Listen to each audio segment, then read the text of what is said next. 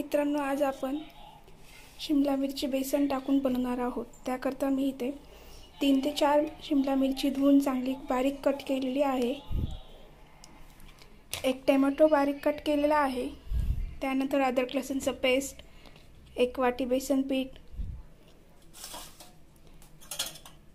याच्यामध्ये मी थोडीशी हळद घेणार आहे, मिरची पावडर घेणार आहे। सर्वात प्रथम आपण कढई ठेवली आहे, त्याच्यामध्ये तेल तापवलं आहे मी। आता आपण फोडणी देणार आहोत। मित्रांनो, आपलं तेल इथे तापलं आहे, त्याच्यामध्ये मी आता थोडासा जिरा टाकणार आहे, थोडीशी मोहरी, त्यानंतर 1 चमचा अद्रक लसूणचा पेस्ट,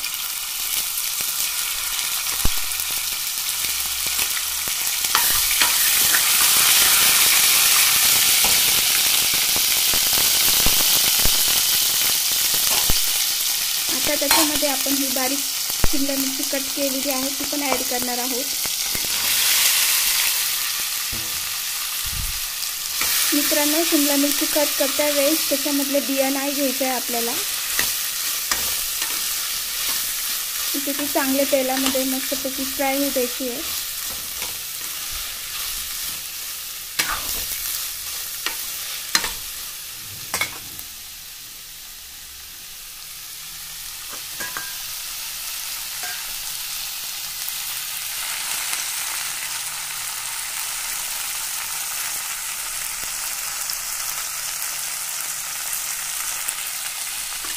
शिमला मिरची एकदम मस्तपैकी फ्राय होते।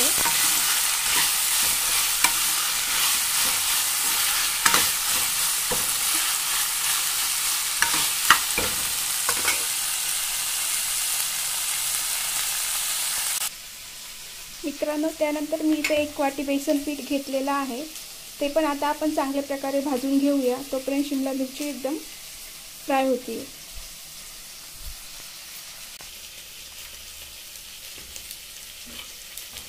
मित्रांनो, मी इथे बेसन पीठ टाकून घेतलंय तव्यावरती छानपैकी।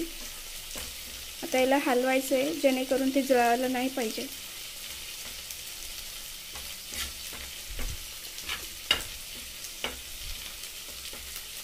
याला हलवायचं आहे छान प्रकारे। मित्रांनो, हे बघा, इथं आपलं छान प्रकारे बेसन तयार झालेलं आहे। याला हलवायचं आहे, जास्त हे नाही होऊ द्यायचं आहे, जळू नाही द्यायचं आहे, उगं नॉर्मली लाल करायचं आहे त्याला। हे बघा,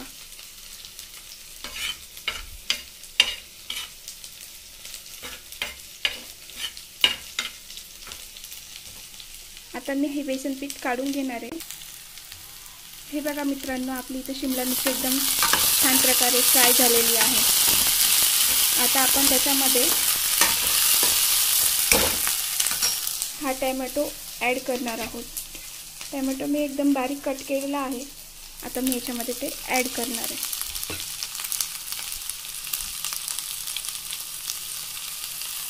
याला पण छान प्रकारे हलवायचं आहे। ते पण एकदम छान प्रकारे गाळ झालं पाहिजे।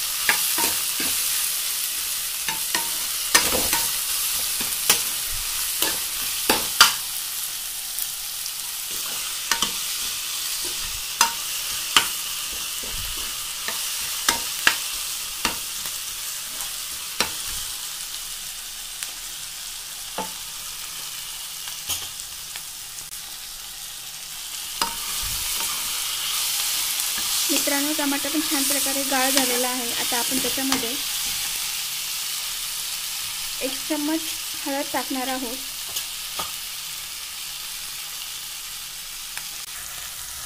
मित्रांनो, मी त्याच्यामध्ये हळद ॲड करते। तुम्ही बघू शकता। त्यानंतर मी त्याच्यामध्ये 1 चम्मच मिरची पावडर ॲड करणार आहे आणि आपण ते छान प्रकारे हलवून घेऊ। चवीनुसार तुम्ही तिखट टाकू शकता।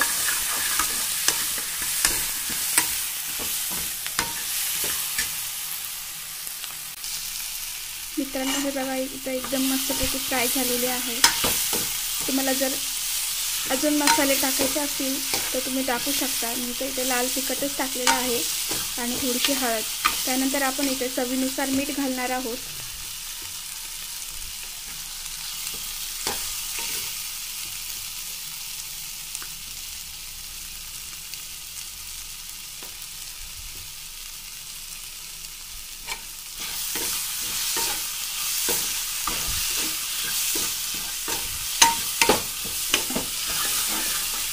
याला अजून हलवायचं आहे 2 मिनिट। मित्रांनो त्यानंतर आपण इथे आता बेसन पीठ चांगल्या प्रकारे भाजून घेतलं होतं ते आपण आता याच्यामध्ये ॲड करणार आहोत। मित्रांनो तुम्ही बघू शकता इथे मस्तपैकी तयार झालेली आहे भाजी। आता आपण याच्यामध्ये बेसन ॲड करणार आहोत।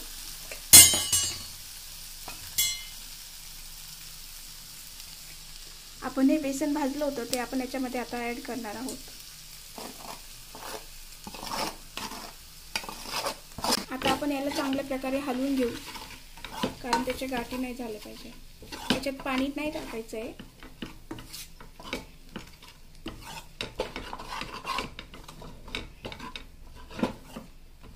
लागलं तर तुम्ही थोडंसं तेल टाकू शकता। मित्रांनो आता मी त्याच्यामध्ये थोडीशी कोथिंबीर ॲड करणार आहे। आता आपण हे चांगल्या प्रकारे हलवून घेऊया।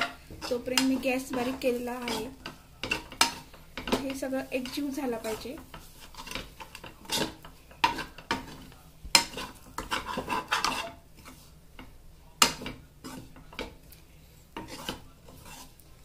बघा इथे एकदम मस्त प्रकारे एकजीव होत आहे, म्हणजे हे खायला पण एकदम स्वादिष्ट लागते।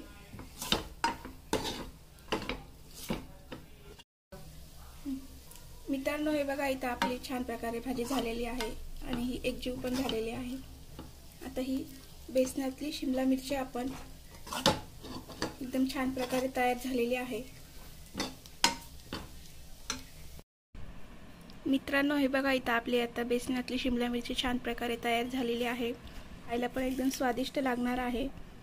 तुम्ही घरी एकदा नक्की ट्राय करा। आमचा व्हिडिओ आवडल्यास लाईक करा, सबस्क्राईब करा आणि बेल आयकॉन दाबायला विसरू नका। धन्यवाद।